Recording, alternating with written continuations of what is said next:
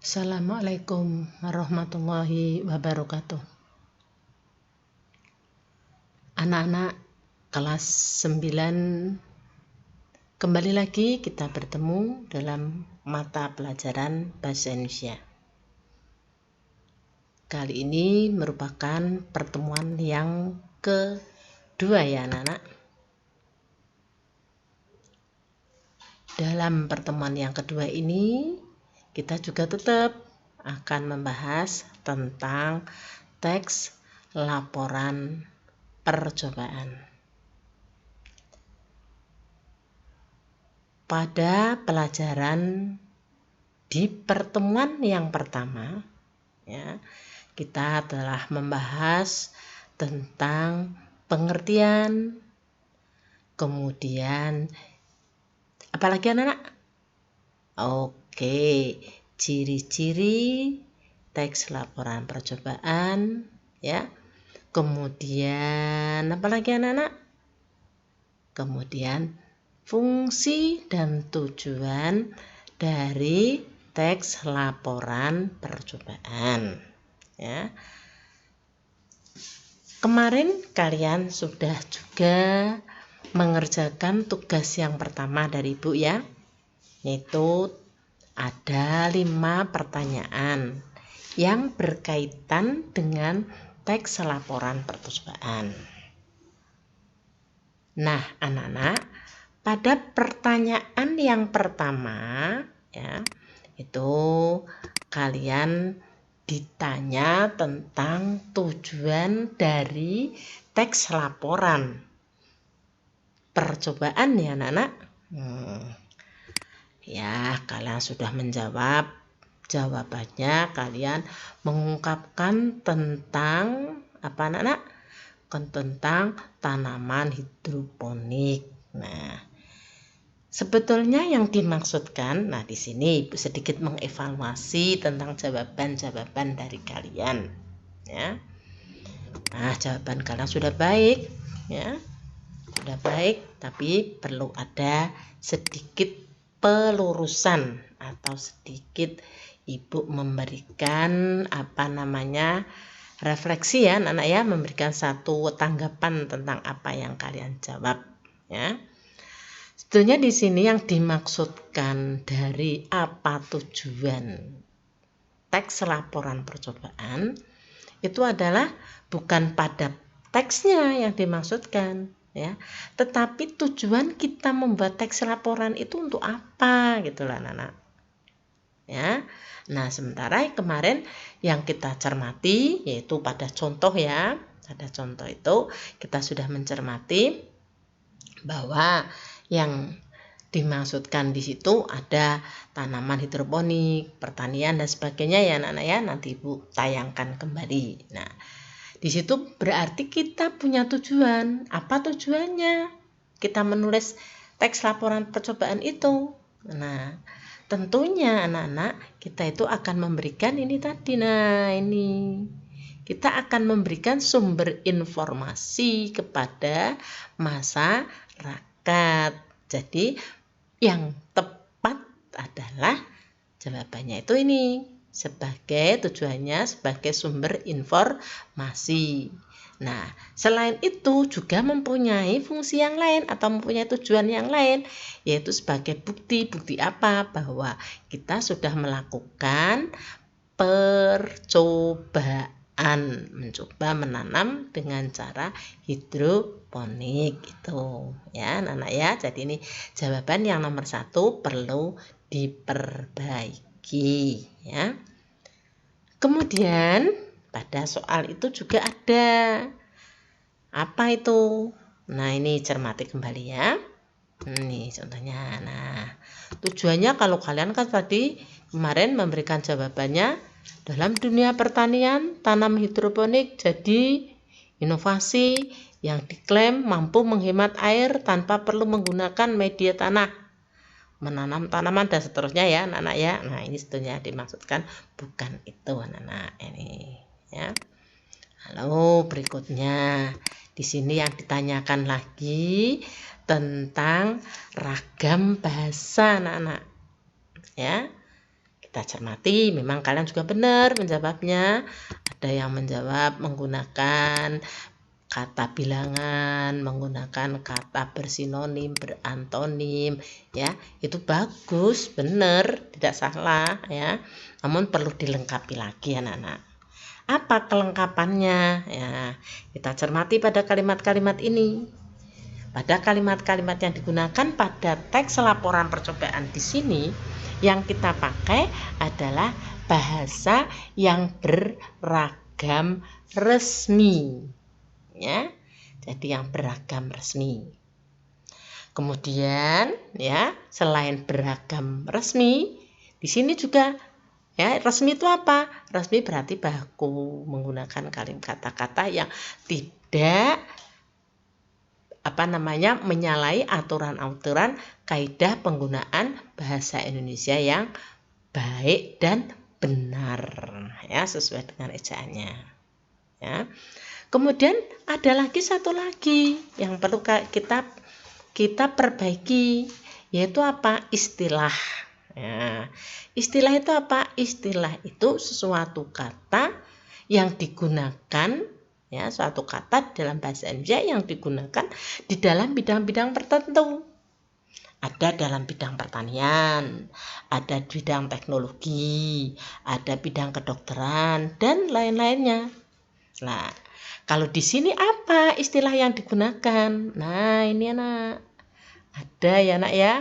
Ini hidroponik. Nah, ini adalah suatu kata yang merupakan istilah. Bidang apa? Bidang pertanian. Terus ini pembenihan. Nah, ini juga istilah dari pertanian. Nah, ini, ya, diantaranya ini yang perlu kita cermati. Jadi di dalam teks laporan percobaan itu kita sering juga menggunakan istilah-istilah. Tentunya istilahnya berbeda-beda antara bidang yang satu dengan bidang yang lain.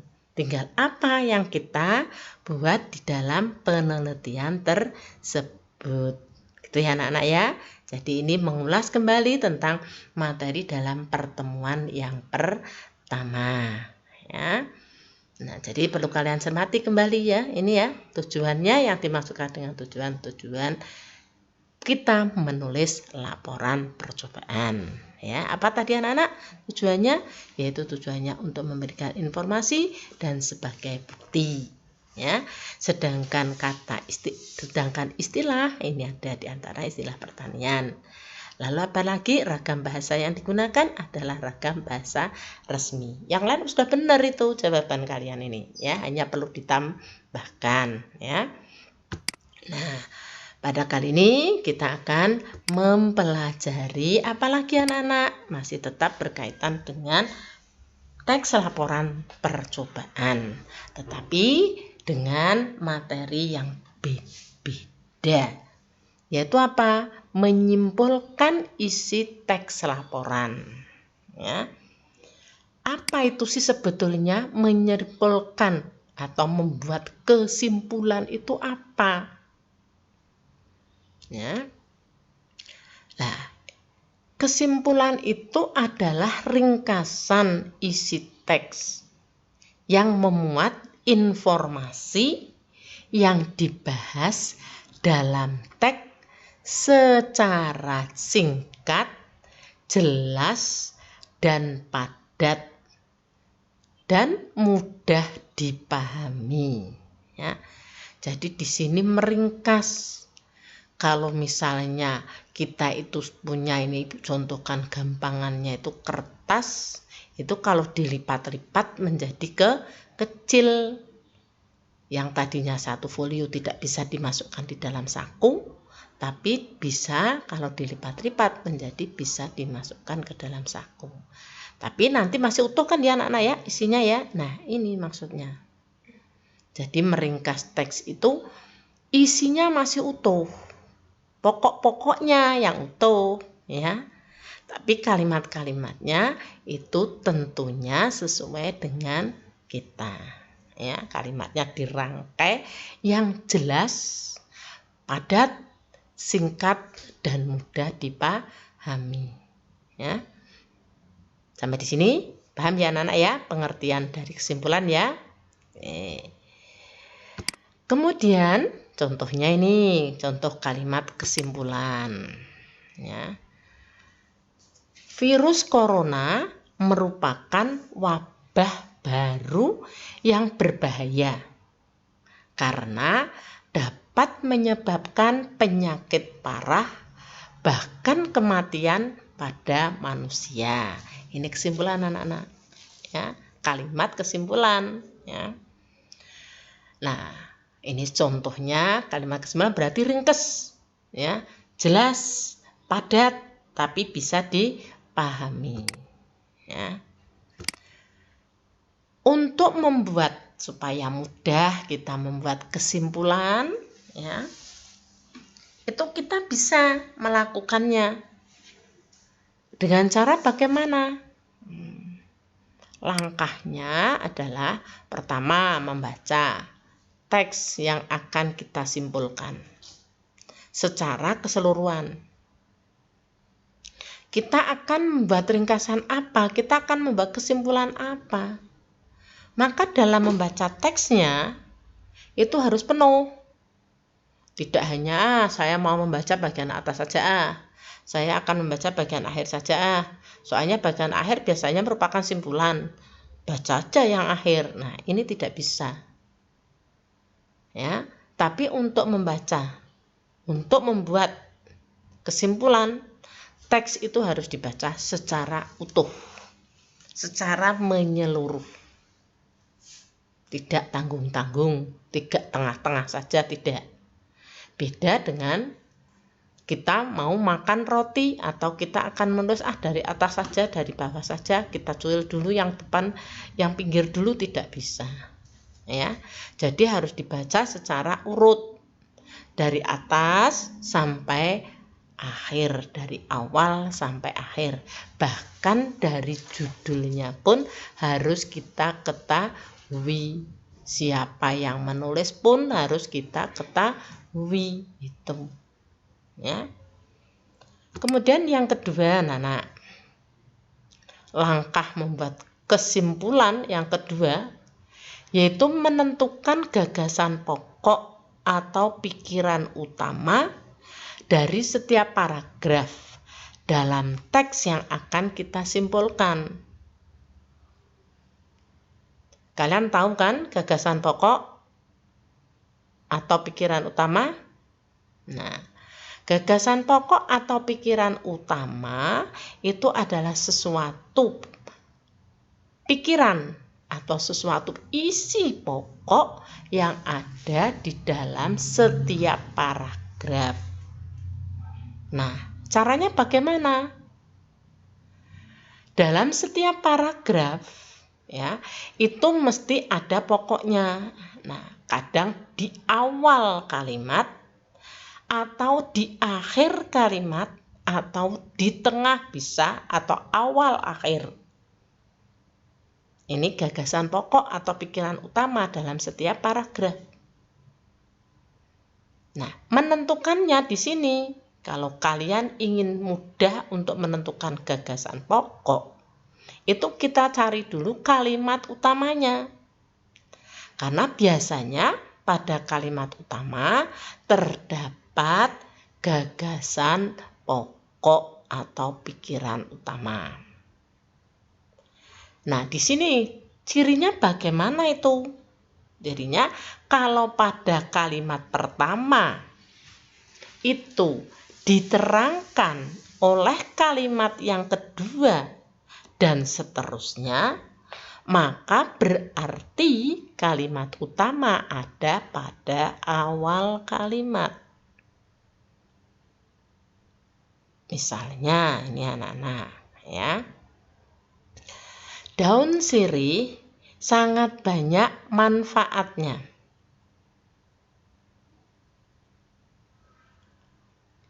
Di antaranya dapat daun sirih itu dapat digunakan untuk menyembuhkan batuk. Daun sirih itu juga dapat bisa menjernihkan mata. Nah, ini kalian cermati kalimat yang pertama. Kalimat pertama, sirih sangat banyak manfaatnya. Atau daun sirih banyak manfaatnya. Daun sirih diantaranya bisa menyembuhkan batuk. Nah, ini berarti kan kalimat yang kedua itu menerangkan kalimat yang pertama. Maka yang menjadi kalimat utama di kalimat yang pertama. Maka apa gagasan utamanya, anak-anak? Oke, benar. Gagasan utamanya adalah daun sirih banyak manfaatnya. Itu berarti ada di awal. Ini namanya gagasan utama atau pikiran utama. Jadi kita untuk membuat simpulan, kita cari gagasan utamanya, pokok-pokok pikirannya. Ya, jelas ya anak-anak ya? Jadi begitu juga dengan simpulan. Kalau simpulan itu merupakan isi pokok dari seluruh bacaan, tapi kalau gagasan utama, isi pokok dari setiap paragraf. Ya. Nah, kemudian langkah yang ketiga, setelah kita menemukan gagasan-gagasan utama dari setiap paragraf, lalu gagasan-gagasan utama itu kita rangkai dengan menggunakan kalimat kita sendiri ya. Tapi tentunya ya harus secara efektif. Mengapa harus secara efektif? Karena agar orang yang membaca nanti dapat memahami apa yang akan kita sampaikan. Itu langkah-langkahnya. Paham ya anak-anak ya? Kalau kalian sudah paham, nanti pada saat ada tugas, nanti ada tugas ini anak-anak. Ya. Apabila kalian nanti ada tugas, tolong baca dengan cermat, ingat langkahnya ya. Harus membaca dengan keseluruhan, kemudian menentukan gagasan pokok setiap paragraf. Dari pokok-pokok itu kita rangkai. Lah, dalam merangkainya bisa ditambah dengan kata, sambung bisa, atau kata yang ditambahkan yang asalkan yang sesuai itu bisa. Yang penting harus bisa membuat orang lain paham ya. Kemudian yang keempat, setelah kita merangkai semuanya, barulah kita menyampaikan kembali isi dari informasi teks yang kita simpulkan itu secara runtun. Apa yang dimaksudkan secara runtun itu? Secara urut. Ya. Kalimat-kalimatnya lebih jelas. Ya. Jadi dalam kalimat simpulan itu ya, meskipun singkat tapi isinya tidak boleh berubah. Karena apa? Karena di situ sudah kita ambil pokok-pokok pikirannya. Itu ya anak-anak ya. Oke, sampai di sini, sampai ketemu lagi dalam pertemuan pembelajaran, tetap nanti pembelajaran laporan percobaan. Nah, anak-anak, nanti ini Ibu akan memberikan soal sebagai evaluasi, sebagai timbal balik, apakah kalian itu sudah bisa memahami tentang materi yang Ibu sampaikan, ataukah belum.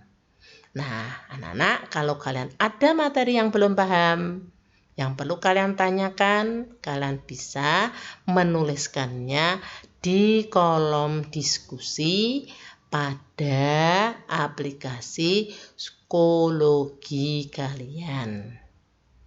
Jangan lupa anak-anak, begitu pertama kali kalian mengerjakan, kalian harus melakukan presensi atau absen ya. Kemudian pada saat kalian menjawab soal yang Ibu berikan ya, kalian tulis di kolom komen Ya, pada kolom komen kalian kerjakan untuk mengerjakan tugas. Pada kolom diskusi kalian yang mau menanyakan. Dan kalian di dalam membuat absen atau mengisi absen cukup sekali. Ya, jangan berulang-ulang. Cukup sekali sebelum kamu mengerjakan. Begitu kamu membuka psikologi, login, langsung kalian pilih mapelnya. Setelah pilih mapelnya, jangan lupa absensi terlebih dahulu. Ya, selamat ketemu lagi dalam materi berikutnya, yaitu struktur teks laporan percobaan dan bagaimana langkah-langkah menulis teks laporan percobaan. Akhiri, wassalamualaikum warahmatullahi wabarakatuh.